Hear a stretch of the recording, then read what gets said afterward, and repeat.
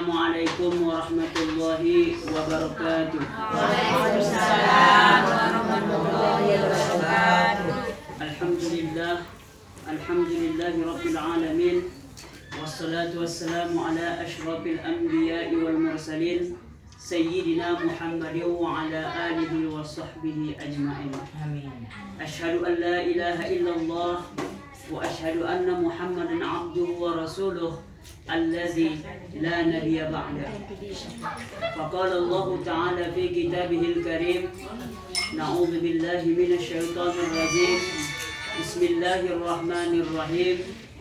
Qul ya ayyuhal kafirun la a'budu ma ta'budun wa la antum 'abiduna ma a'bud wa la ana 'abidun ma 'abadtum wa la antum 'abiduna ma a'bud lakum dinukum waliyadin.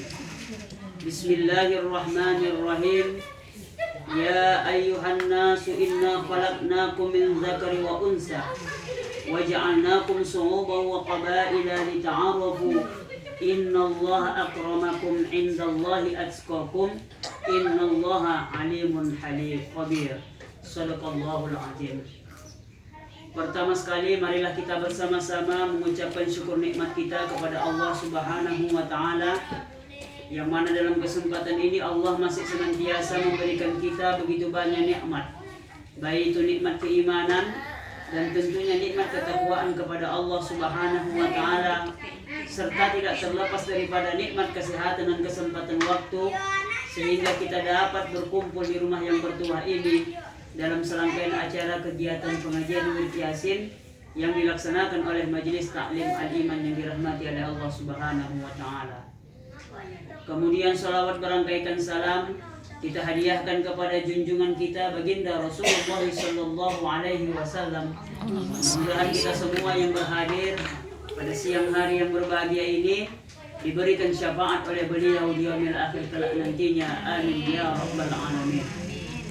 Yang kami hormati serumpun ahli bait di rumah ini yang telah menerima kita pada hari ini.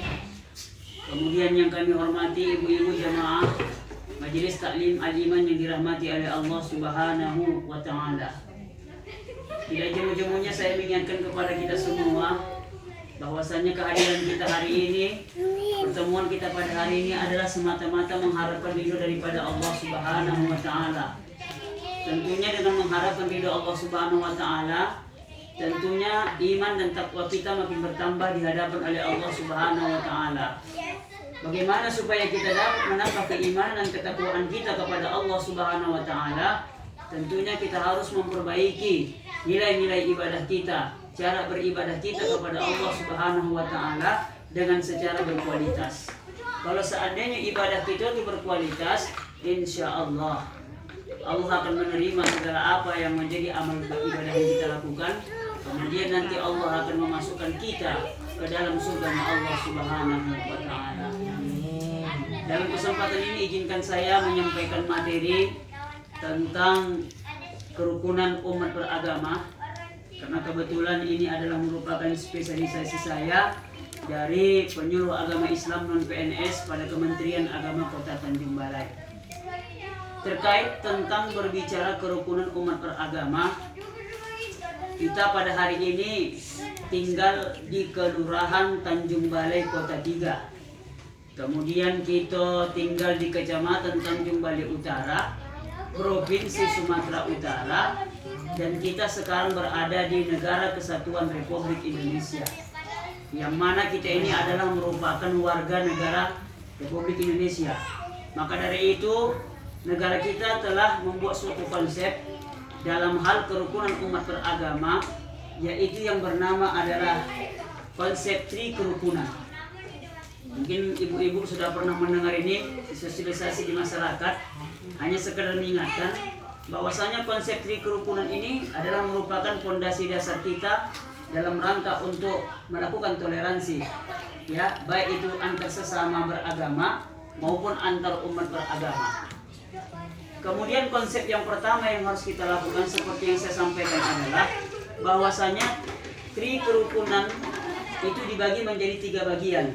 Yang pertama itu adalah kerukunan umat beragama.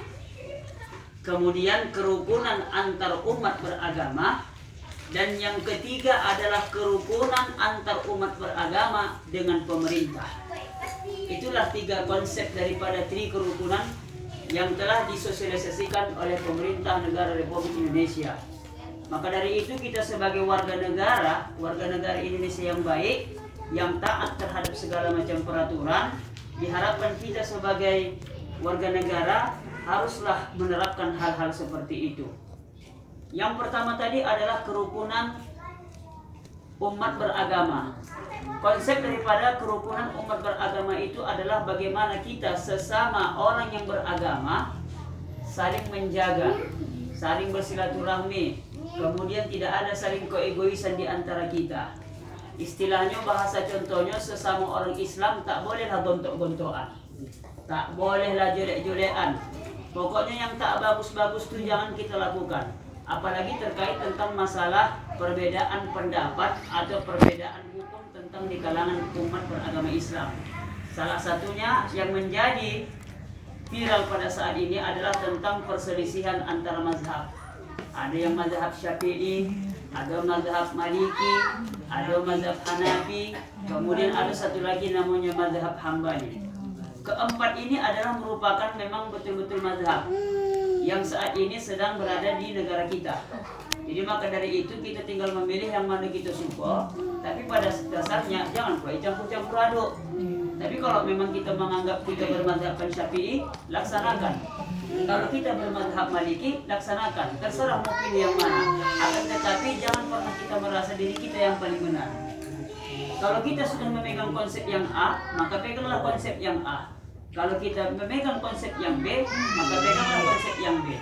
Akan tetapi kalau seandainya memang ada perubahan-perubahan yang terjadi pada mazhab tersebut, maka dari itu kita perlu mengambil istilahnya namanya pemasukan atau masukan dari ulama-ulama kita. Maka daripada itu kita hindarkanlah diri kita perbedaan pendapat di antara kita, khususnya di kalangan sesama beragama. Contohnya misalkan Islam sama Islam tak boleh gontok-gontokan. Kemudian orang Kristen sama orang Kristiani juga nggak boleh gontok-gontokan. Kenapa kita lakukan seperti itu? Karena di Indonesia ini adalah merupakan negara multikultural. Maksudnya multikultural itu adalah kita ini banyak ragam suku budaya. Dari mulai agama, suku, bahasa, adat istiadat, cara beribadah, kemudian cara kita bersosialisasi, bahkan bahasa yang kita gunakan berbeda-beda. Ada orang Mandailing pakai Batak Mandailing, ada orang Cina pakai bahasa Cina, ada orang Jawa pakai bahasa Jawa. Sedangkan orang Batak saja banyak model bahasanya. Orang Cina pun begitu juga. Kita pun orang Melayu, ada Melayu Asahan, ada Melayu Batu Baro, ada Melayu Binjai, ada Melayu Deli, ada Melayu Siak, yang banyak. Makanya itu sifatnya adalah multikultural. Jadi diharapkan kepada kita semua bahwasanya kalau bisanya pulanya janganlah kita saling berselisih pendapat sesama beragama Islam. Itulah konsepnya. Kemudian yang kedua itu adalah bagaimana supaya kita yang kedua itu adalah kerukunan antar umat beragama. Ini yang paling sangat penting. Karena kita tengok di media sosial banyak terjadi hal-hal yang sangat kita miriskan. Istilahnya pergaduhan antara agama yang satu dengan agama yang lain. Itu selalu terjadi hanya gara-gara perbedaan pendapat, perbedaan istilahnya tata cara beribadah. Kemudian kita tak boleh kita saling mencaci maki atau mengolok-olok orang-orang lain. Sedangkan di agama kita saja dilarang untuk saling mengolok-olok antar sesama kita, apalagi di luar daripada agama kita. Dalam konsep pelajaran yang kita pelajari waktu kita SD dulu, ada namanya bahasanya toleransi, saling tenggang rasa. Itulah kita budayakan. Kita buat sikap seperti itu. Makanya dalam arti kata kerukunan antar umat beragama perlu kita bina dan perlu kita budayakan. Jadi ini adalah merupakan konsep yang paling utama dalam konsep kerukunan. Kemudian selanjutnya yang ketiga adalah kerukunan antar umat beragama dengan pemerintah. Kenapa dimasukkan konsep yang seperti ini? Karena diharapkan pemerintah dapat mengcover, maksudnya mensosialisasikan bagaimana supaya warga Indonesia bisa hidup saling berdampingan. Nah, contohnya macam di kita ni lah, contohnya macam-macam kami lah di SDNG kan. ada orang Islam, ada orang Kristen, kemudian ada orang Cina. Kita saling, istilahnya saling berkehidupan yang baik, saling bertetangga, tidak ada saling menyalahkan di antara kita, ya kan? Tetapi di dalam umat beragama Islam ada dua hal yang perlu kita perhatikan. Yang pertama, kalau untuk masalah muamalah, ya boleh saja kita saling berkongsi.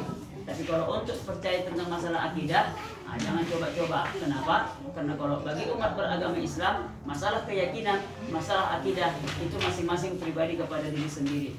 Jadi diharapkan kalau memang ada terjadi masalah-masalah di antara kita, khususnya di kampung-kampung kita, kalau memang ada terjadi hal-hal seperti itu, mohonlah ditindaklanjuti dan segera dihentikan terjadi hal-hal seperti itu. Kita berharap bagaimana supaya kita saling berdampingan, ya kan, saling berdampingan satu sama lain, ya, agar terjadi kerukunan umat beragama di seluruh negara.